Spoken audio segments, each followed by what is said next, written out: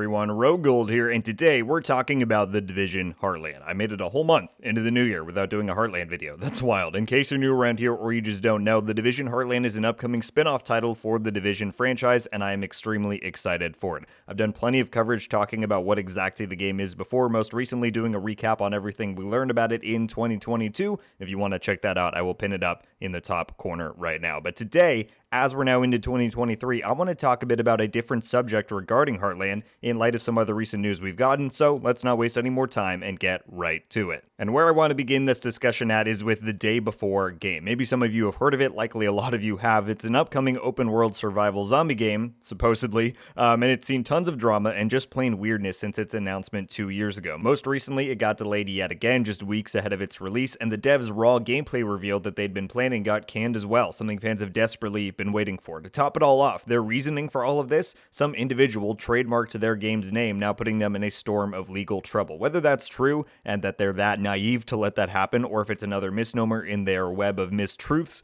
we'll say, who knows and who really cares. The overall point is, even if the game is real and does come out at whatever point, those developers and their marketing strategy has burnt a whole lot of bridges with a whole lot of their fans and potential consumers, and like I said, even if the game is everything they're promising, it's just going to leave such a bad taste in people's mouths that there was such a tumultuous and frankly disrespectful path that had to be tread to get to launch. Not to mention the consumer skepticism that's inevitably going to occur thanks to all of this drama. So it's a lose-lose, simply put. The fans have been burned by false promise after false promise, and the developer's reputation has been irreparably damaged, at least when it comes to their involvement with the Day Before. That's the briefest of recaps I could have made on that whole debacle, but how does that relate to The Division Heartland? Why is it relevant? Well, I bring it all up because I've seen an increasing number of comments recently saying that they now view Heartland as the next Day Before. They think the game is all but a myth, they think that Red Storm is mistreating their fanbase, basically all of the same accusations that the Day Before is receiving. Now, don't get me wrong, I'm not claiming that everybody is saying that, or even a majority of people. It's a small group that I've seen, but also an impassioned one nonetheless. And while I do want to touch on that, I also want to use it as a bit of a springboard to talk about what I think is a major opportunity that Red Storm and Heartland have that a lot of other games don't. So to start with the Day Before comparisons, while I can understand the frustrations with getting such a little communication in terms of Heartland's development process, the features, plans, everything, I've talked about that in videos prior. I totally understand the frustration. I think there are, though, some distinct and important differences to point out between what's going on with the Day Before and what's been going on with Heartland. For one, the devs aren't talking out the side of their mouth. By that I mean, the amount of things that have been promised for the Day Before, like I said, maybe it all comes true and I certainly hope it does, but from the huge open world they've teased to vehicles, weapons, zombie hordes, PvP, PvE, they've promised so much and yet shown so little to substantiate any of those claims. Again, we have no raw gameplay, everything shown has been scripted and planned, and we have very little showcasing what the game actually is or what it contains. 3 guys stopping at a gas station is far flung from what they're saying this game is really about. On the other hand, what do we actually know about the Division Heartland? We know it's a survival action shooter, it's got PvE and PvP elements, it takes place in Silver Creek, a few other details, but that's really about it. Red Storm isn't out here promising us the world with this game, which has led to some wild speculation, sure, but at the end of the day, there's not much things for us to negatively judge the game on compared to the promises they made once it releases. Like with the Day Before, once it launches and we see, oops, the open world is actually not that big and you can't really go in a lot of the buildings and the zombie hordes aren't really that huge, that's going to suck because those claims is what they've used to hype us up for 2 years now. In comparison, if Heartland comes out and it's actually just a Division farming simulator, there's not really much we could hold against Red Storm to say that we were misled. Now, of course, I'm exaggerating there, but I think you all get my point. Red Storm isn't using the allure of different features and promises to hype up a game that likely won't have all of that in the end. And in a similar realm to this, the release window, whereas the Day Before first said June 2022, then March of 23, and now November of 23. I mean, delays happen, I get it, and I'm totally a supporter of games being delayed if it needs that time to improve before launch. But whereas their first delay was cited for a switch to Unreal Engine 5, which is understandable at least, this latest one is because you didn't trademark your name and you weren't aware that somebody else had it. At that point, that's a complete disservice and sign of disrespect to your fans, and it's all just turning into a needlessly drawn out trail of hype to try and squeeze out as much as they can. Heartland, on the other hand, has never been given a firm release date. Now, in fairness, we all know that Ubisoft has shared their fiscal projections for the game before. First, it was fiscal 2021, then that got bumped to 22, now it's looking like 23, but when and if they share those things, they're usually either at investors' calls where they need to share some of that info, or if it is released for our consumption, it's not dangled in front of our faces to try and keep us engaged. They're not dropping endless trailers saying, get hyped for this date, get ready, it's coming, and then yanking the string back at the last minute. Red Storm has been very clear all along that they will take the necessary time needed to make the game as strong as it can be before launch, and clearly they have been. So again, while I understand and fully empathize with the frustration of having so little news on Heartland and its progress and even what it is, I think it's very hard to compare what's happening with it to the day before. When one strategy, Red Storm, seems much more in service of actually making a quality game and experience for the fans, whereas the other with the day before and Fantastic seems much more in service of itself. And so, to close things out here, I just wanted to touch on Heartland's general lack of information and why I think it can actually be a big opportunity that Red Storm can use to its advantage. Unlike the day before, which when and if it ever releases is going to endlessly be compared to and judged by the basis of all the promises the devs made about the game prior, Heartland has no promises. Red Storm has set no expectations, save for those minor details I shared earlier. We know nothing about the game, which again, I know many are frustrated by, but despite the complaints, and God knows Red Storm has received a lot of complaints about their secrecy, neither them nor Ubisoft has budged. We still know very little, and so at this point, I see that as a major opportunity. As opposed to releasing information little by little at a time and having it be overanalyzed by myself and every other Division fan out there, what they now have a chance to do with the game and marketing is dump huge amounts of it at once. Let's say we're just a few weeks out from launch, even just 1 week, and they finally start saying, hey, the game's gonna have this, but it's also gonna have this, and if you do this, you can unlock this. And by nature of it being free to play, I think a lot of people in and outside of the Division community are just gonna be like, well, it's free, I'm just gonna go try it out for myself, which is honestly all I think any game developer could hope for. Heartland has no basis for people to draw conclusions on. There's really no substance for people to say, oh, well, I'm not gonna like the game because of this or that. We just don't know enough. And so instead of losing chunks of players here and chunks there by giving out definitive statements and promises of what it will include, if they keep this veil of secrecy going right up until the launch, then sheer curiosity is going to drive a lot of people to just try the game out. And then organically, people can get a feel for things themselves, feel the gameplay, the systems, the features, and make an actual informed decision about if they like the game or not. Now on the flip side, if the game were to be absolute trash, then their whole plan goes out the window. People would just say, we waited this long and you stayed this quiet about this.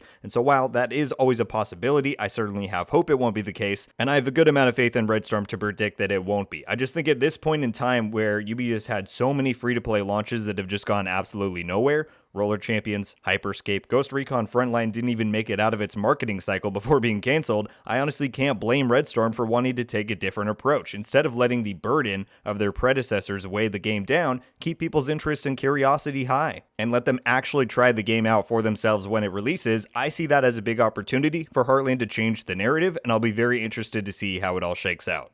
Thank you all so much for watching. Leave a like if you enjoyed this video, and be sure to subscribe with notifications on so you can be updated every time I upload. Let me know your thoughts on the Division Heartland. Do you view it and the day before in a similar way, or do you, like myself, see some of the key differences there? Also, what do you think about my analysis about how their secrecy could turn out to be a big opportunity for the game? I know there's a lot of very eager and hungry fans out there waiting for more Heartland, anything Heartland. Believe me, I'm right there with you, but we'll see. Anything that could have a chance to make the game more popular and more successful upon release, I'm certainly down for. And while it could backfire, I'm interested to see where this current trajectory will take them. That's going to do it for me today, though, everybody. Once again, thank you all so much for watching. I hope you have a wonderful day, and until the next one, guys, RogueGold out.